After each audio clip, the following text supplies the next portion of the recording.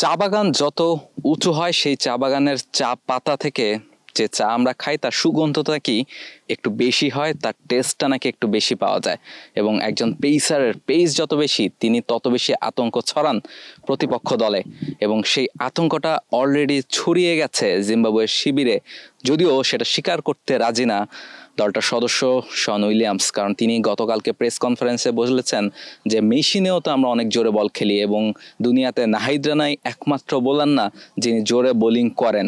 তবে তার উত্তরটা আবার বাংলাদেশের ক্যাপ্টেন নাজমুল হোসেন শান্ত ঠিকই আজ ম্যাচ ডের আগে প্রেস কনফারেন্সে দিয়েছেন। এটা কালকে ম্যাচে যখন নাহিদ বল করবে আর অপোনেন্ট যখন ব্যাটিং করবে তখন আপনি তাদের বডি ল্যাঙ্গুয়েজ দেখলেই বুঝতে পারবেন যে নাহিদ রানা কত জোরে আসলে বল করে এবং হাউ এক্সট্রাঅর্ডিনারি হি ইজ। শান্ত যেমনটা বলছিলেন যে নাহিদ রানা কতখানি এক্সট্রাঅর্ডিনারি সেটা হয়তোবা আগামীকালকে যে ম্যাচ শুরু হতে যাচ্ছে সিলেটে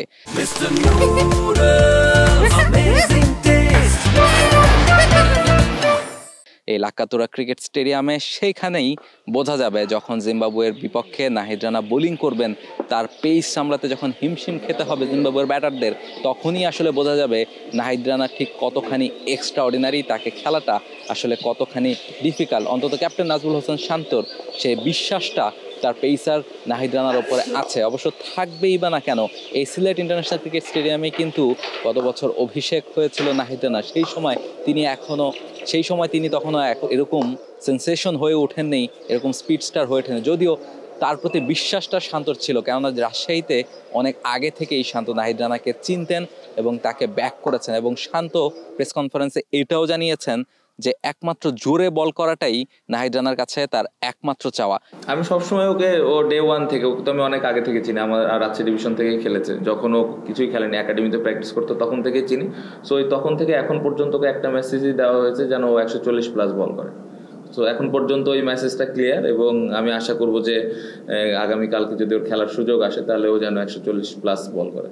নাহিদ রানাকে তিনি বল হাতে তুলে দিয়ে জাস্ট বলবেন যে তুই জোরে বল কর, 140-এর ওপরে বল কর, আর কিছু ভাবার প্রয়োজন নেই। ফলে একজন ক্যাপ্টেন যখন তার সবচেয়ে জোরে বল করা পেসারকে সেই ফ্রিডমটা দিয়ে দেবেন, তখন কিন্তু নাহিদ রানাও তার সেরা বোলিংটাই করার চেষ্টা করবেন এবং সেরা পেসটা দিয়েই বোলিং করার চেষ্টা করবেন। এবং তিনি যে তার সেরা ছন্দে থাকলে কতখানি ডিজাস্টার করতে পারেন প্রতিপক্ষের ব্যাটারদের ওপর, সেটা তো আমরা আগেও দেখেছি। পাকিস্তানে বাংলাদেশ যে টেস্ট সিরিজটা জিতেছে সেই ম্যাচেও দারুণ ভূমিকা কিন্তু ছিল নাহিদ রানার, একটা 5 তিনি পেয়েছেন এবং এখন যত সময় গড়াচ্ছে তিনি কিন্তু আরও পরিণত হচ্ছেন। ফলে সেই জায়গাটা থেকে নাহিদ রানা নিশ্চয়ই চেষ্টা করবেন জিম্বাবুয়ের বিপক্ষে এই ম্যাচেও নিজেকে আরও একবার লাল বলের ক্রিকেটে প্রমাণ করার। যেহেতু এই একটা ম্যাচে তিনি খেলার সুযোগ পাচ্ছেন, সেকেন্ড টেস্টটা তিনি আর খেলবেন না, প্রথম টেস্টের পরে তাকে এনওসি দিয়ে দেওয়া হয়েছে, তিনি চলে যাবেন পিএসএল এ খেলতে। ফলে জিম্বাবুয়ের বিপক্ষে প্রথম টেস্টটা খেলেই তিনি চলে যাচ্ছেন, ফলে এই টেস্টটাতে তিনি নিশ্চয়ই আরও একবার লাল বলের ক্রিকেটে তার ম্যাজিকটা দেখাতে পারবেন, যে ম্যাজিকটার নাম হচ্ছে তার পেস এবং তার হাইট। লাক্কাতুরা ক্রিকেট স্টেডিয়াম থেকে রাহুল রায়, T Sports. For more updates, subscribe to our YouTube channel and click on the bell icon. Follow us on Facebook and Instagram. Download T Sports app to enjoy exciting games and highlights. Visit tsports.com.